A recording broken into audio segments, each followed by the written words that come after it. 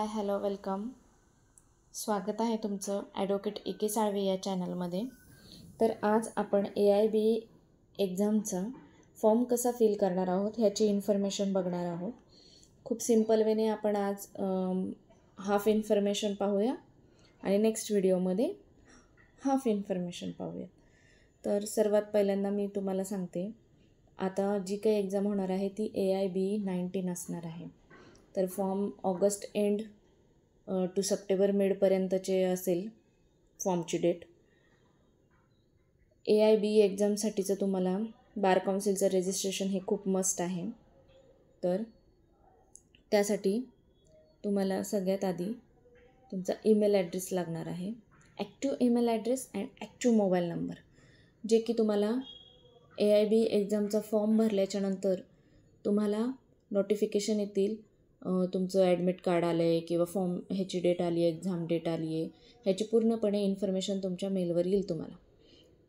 तर सर्वात आधी AIBची ऑथोराईज वेबसाईटवर जायचं. तिथे AIB 19चे फॉर्मची साईट असेल. ती साईट जेव्हा सुरू होईल तेव्हा ती लिंक येईल. त्या साईटवर लिंक असेल, चालू असेल तेव्हा ॲक्टिव्हमध्ये असेल लिंक, तेव्हा त्या लिंकला क्लिक करून नंतर मग आपल्याला हा फॉर्म फिल करायचा आहे. तर त्याच्यासाठी आपल्याला नेम, कॅटेगरी, ID प्रूफ लागणार आहे, जेंडर लागणार आहे.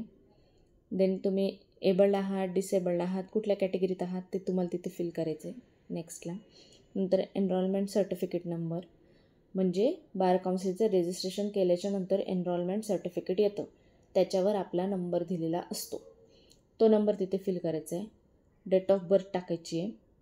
Then state bar council enrol with, कुठल्या स्टेटमध्ये तुम्ही एनरोल केले, महाराष्ट्र अँड गोवामध्ये केले की कुठल्या अदर स्टेटमध्ये केले, राजस्थानला केले किंवा काय जे काय असेल ते तुमचं तिथं फिल करायचं.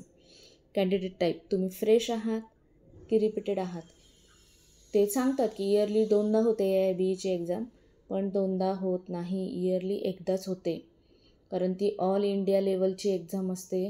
त्या एक्झामची प्रोसिजर, फॉर्म भरणे, नंतर तुमचं ॲडमिट कार्ड येणे, नंतर एक्झाम, नंतर रिझल्ट, ह्याच्यामध्येच 5-7 महिने निघून जातात.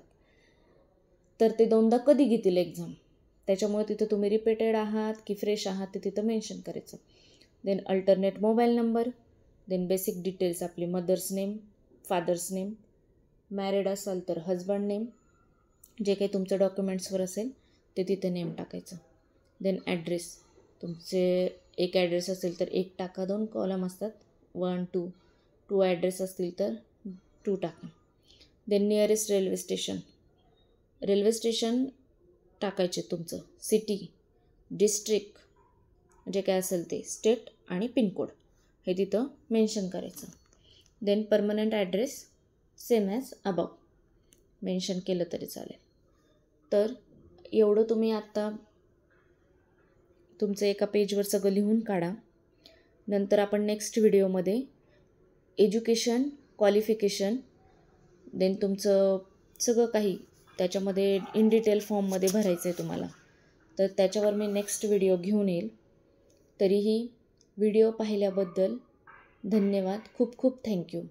चॅनलला लाईक करा, शेअर करा, सबस्क्राईब करा, व्हिडिओला लाईक करा, शेअर करा. खूप सिम्पल लँग्वेजमध्ये मी तुम्हाला समजेल असं खूप सिम्पल वेने तुम्हाला व्हिडिओ बनवून मी शेअर करत असते, अपलोड करत असते माझ्या चॅनलवर. तरी तुम्ही व्हिडिओला लाईक करा, शेअर करा. थँक्यू, धन्यवाद.